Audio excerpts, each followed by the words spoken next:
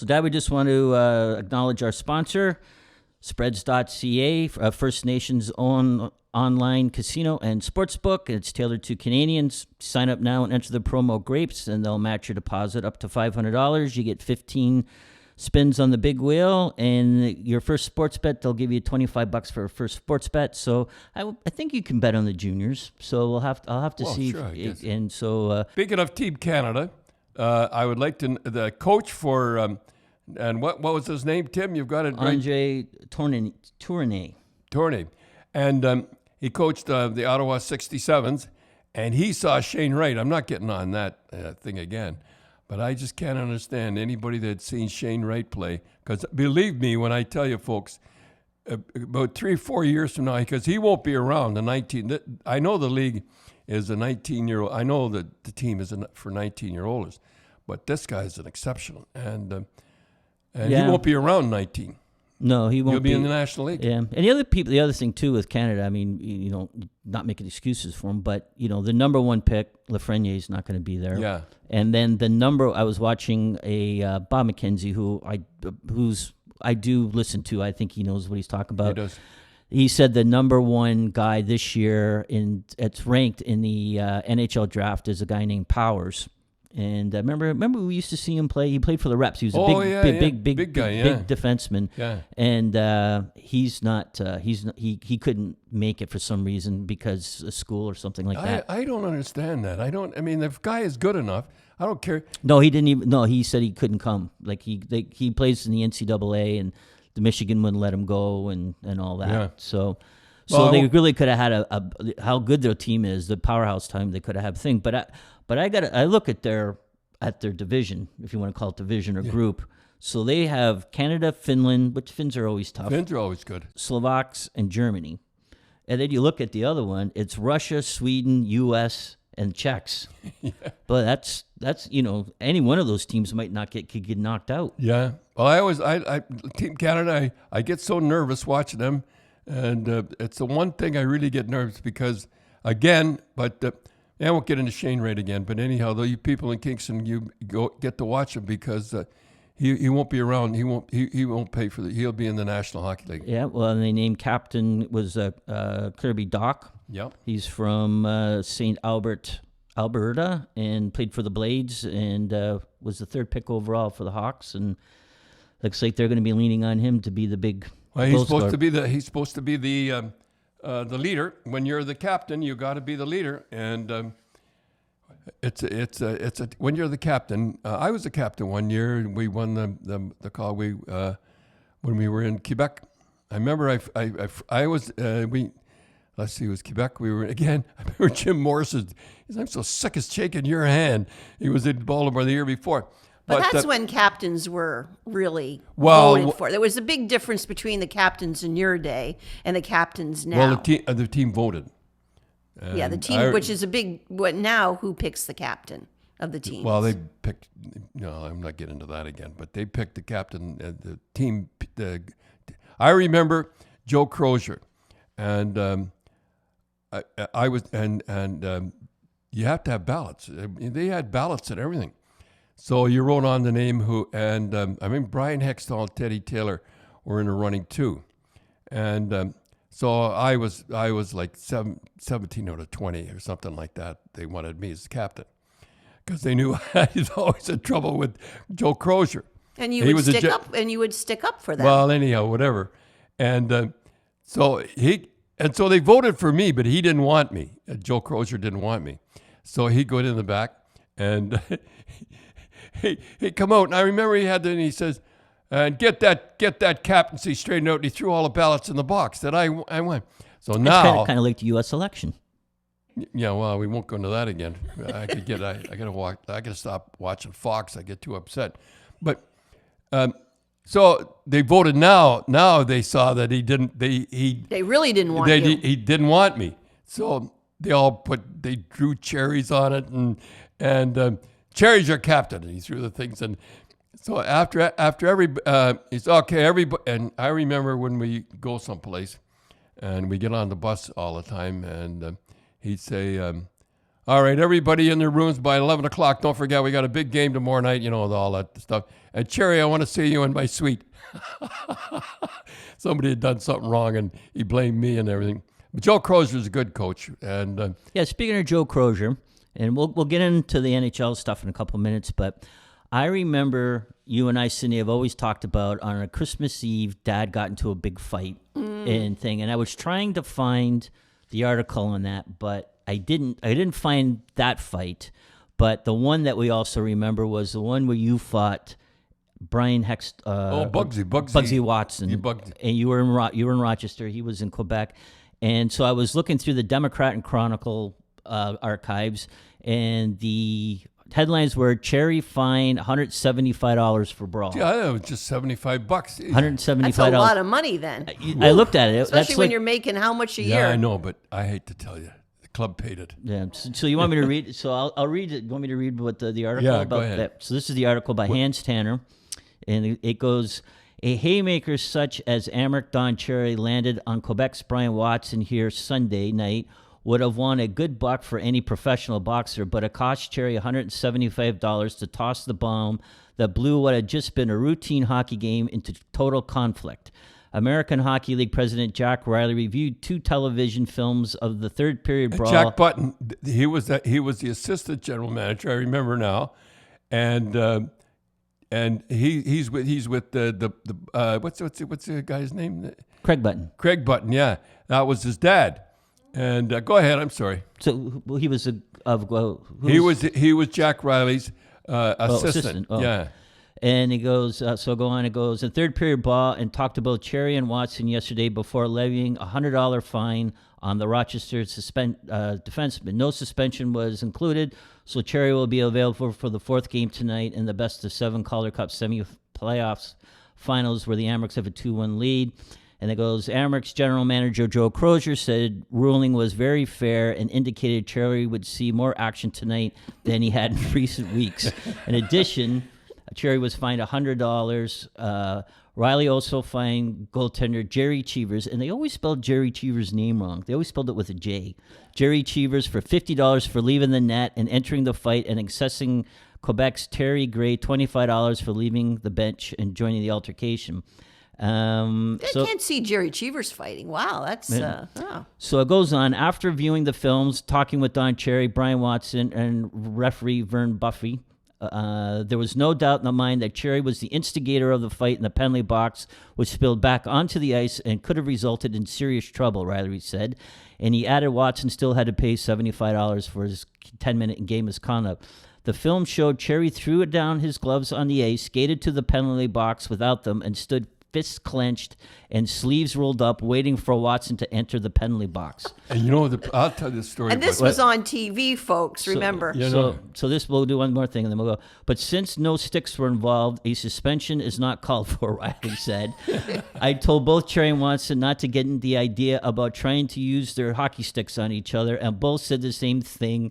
They don't need sticks. They can do well enough with their fists. Oh. The AHL boss who attended Sunday's game will be here tonight and said the evidence was inconclusive regarding a stick swinging between Amherst's Jimmy Pappin he was tough. and Quebec's G. Gendron. G. Gendron. And notified both would be severely dealt with if it happened again. So then it goes on. But that. Well, I'll tell you what happened there. I went at the training camp. I'm going way back, and I hit a guy named Leger. I'll never forget it. And Shawinigan Falls, and I hurt my knee, and I couldn't get back in the lineup. I mean, let's see. We had Larry Hillman, we had Al Arbor, Darryl Slide, Dwayne Rupp, and I was like the 5th guy. They were playing, so we had a team that nobody's going to touch, and I couldn't get back in the lineup. So I was sitting there, and nothing gets you. I hate getting dressed and sitting there.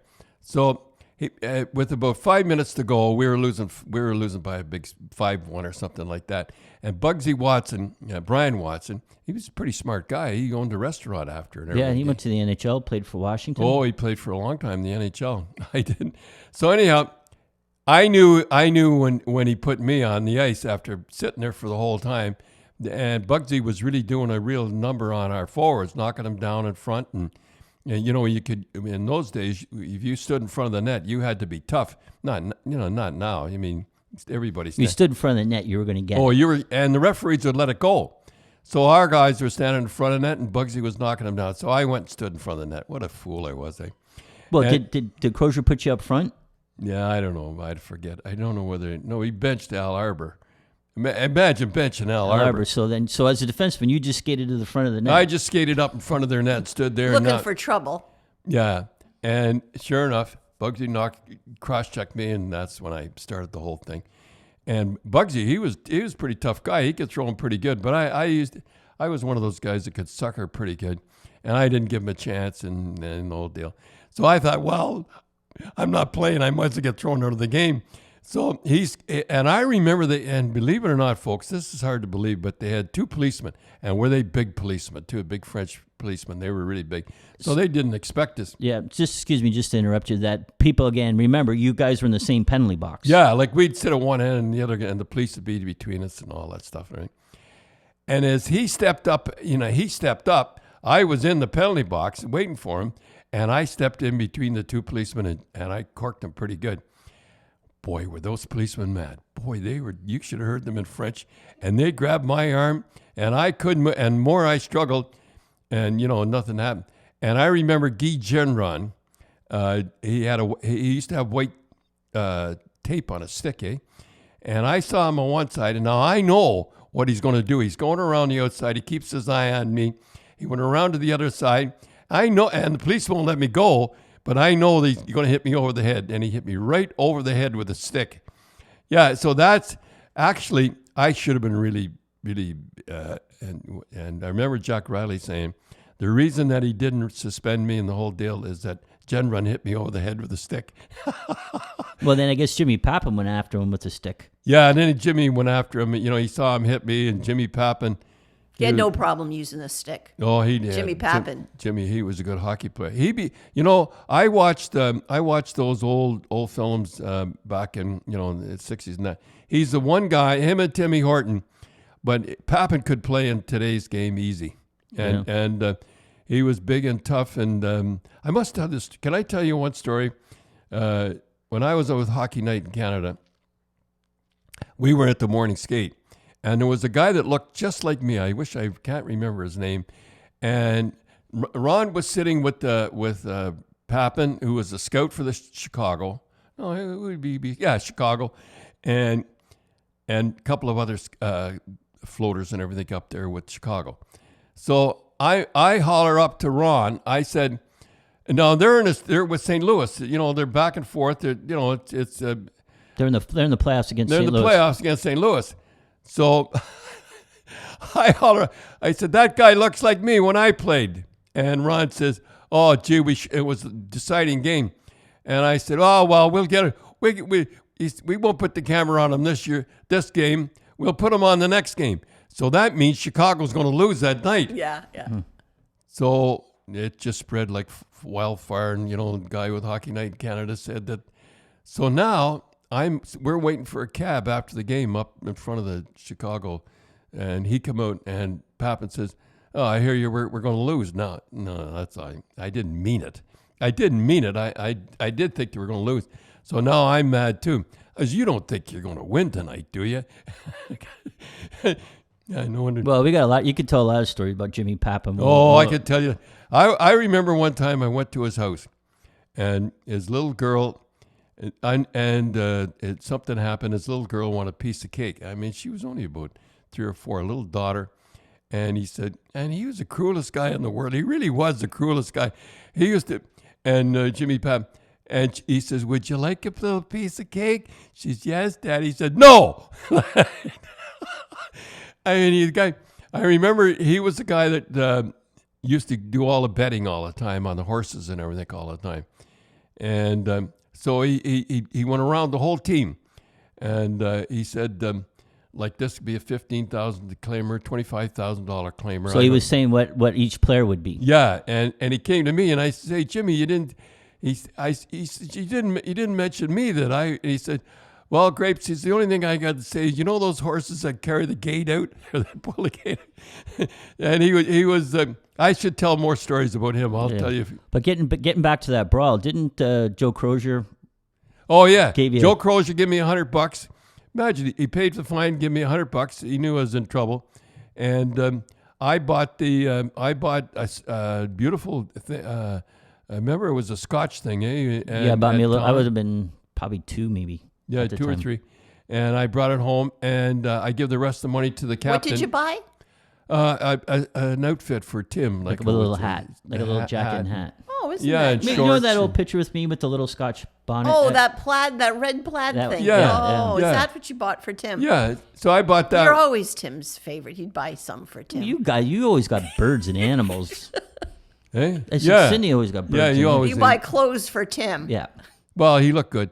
And I give the rest of the money to Wayne, I think it was Larry Hillman, for the party for the guys. Oh, isn't that nice? Yeah. I remember that fight because it was it was televised. Yeah, and it was a big deal back then. It was a big, because everyone came over to our apartment and we were watching the game because Mom had everyone over. Yeah. And because we're, as you said, that's a big deal watching your dad on TV. And then the fight breaks out. Yeah, and It's sort of cool when you're a little. I remember Mom saying, Cindy goes, "Mom, Dad's fighting again." yeah. And tell about the story about that series, Doug Harvey. You want to tell that? Yeah. Okay. I remember Joe Crozier saying, I'll never forget that, and I'm not going to mention the guy's name that did it. He said, we're not going to win this series, he says, because Doug Harvey was playing just terrific. I think he was 40-some years old. He was better than anybody. He was terrific. We must talk He's about a Hall of Famer. And Hall of Famer, and I don't know what he was doing for Quebec. He was so good.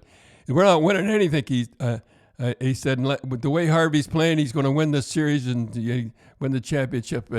And this guy went out and went right over in the corner. I can still see it and broke his hand. That's awful. And I mean, that shouldn't say that. But anyhow, that's what he did. that was hockey back That was then. reality. Boy, it was tough hockey. But How do you break it, with a stick? You just he just took it and smacked his hand. and that was it. Broke his hand. And then you guys went on to win the championship. Man, I never thought of that. But we would have won it anyhow. Crozier just said that. I don't think he expected him. Are you going to name the guy that broke his hand? No. No? And But you remember. oh, I remember. He was about 6'4", 6'5", and he just walked right over and just broke his hand. Did the Quebec players do anything? Not on our team, but no, they didn't do anything. You couldn't see it. I was watching because I had a lot of time to watch. On the bench. You were I was watching on from the bench, and I was watching him. And you probably knew it was coming. No, Doug Harvey never dreamed. And he gave it to me. I don't know why Doug Harvey said bad things about me. Oh. I never do anything. I was sitting on the bench. He's a troublemaker. Always was a troublemaker. And Maybe you thought you were told the guy to do it. yeah, maybe. Well, basically, that's what Bobby Clark did to that Russian. Broke his ankle. That's what this guy did.